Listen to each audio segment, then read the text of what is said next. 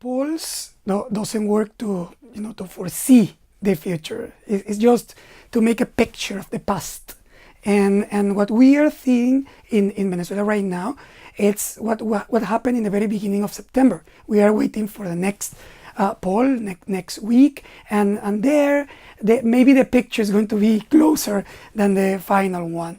But we have first of all a problem in order to make scenarios, or to understand what's going to happen in October the 7th.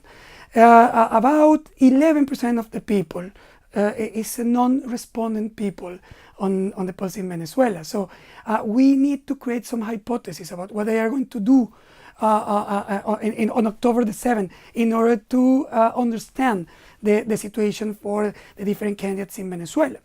The results, the direct results right now, show us a gap about 10 percentage points between Chavez and Capriles in favor of Chavez, but 10 percentage points with 11% of the people not answering questions, but voting. They said, I am going to vote, I'm sure that I'm going to vote, but I don't want to say who is going to be my candidate. So in order to understand that, we have to create scenarios. And we have 3 scenarios in Venezuela right now. The first scenario is if you check what happened with the no-respondent people from May to September. Now, about half of them decided from May to September. And how they decide? 83% of them decide for Capriles and the rest for Chavez. It means that the majority of the people who doesn't answer questions are in an opposition profile. So if you take this path and recalculate, reweight the no-respondent people and take the opposition possibilities for Capriles and the Chavez one for Chavez, the result of this scenario is about 50% Chavez, 47% Capriles, and the rest in votes or another candidate, etc. It means just 3.2 percentage points gap between these two guys. And it means that the first scenario for us is a very close scenario, it's a tie scenario. But if you think that is so optimistic to think that 83% of the no-respondent are going to vote for Capriles, etc., and you take a second hypothesis and you said, well, what happens if you check the profile of the no-respondent people in terms of the self-definition? You find that the majority of them are independent people, neutrals.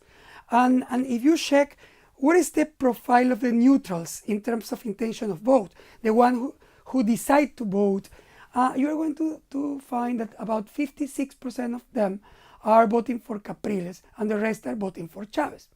If you use this path for the no-respondent people, you're going to get 8.8 percentage points in favor of Chavez, the second scenario. And finally, the third scenario. If you consider that the no-respondent people is going to act exactly the same than the people who is decided, which is, it happened in 2006, for example, the gap between these two guys go up until 11.6%, almost 12 percentage points gap between Chavez and Capriles. If you see this, of course, Chavez is in all scenarios, but Capriles is still there, it's alive, it's a possibility that we can see a very close election in Venezuela. If you check the trends, you're going to see that the only candidate increasing in the campaign is Capriles. If you see what happened with the independent people, the majority of them went to Capriles. If you check the independent people, the majority of them are going to vote for Capriles. So even though Chavez is still high and winning as a favorite guy, you cannot you cannot say that Capriles is out of the game.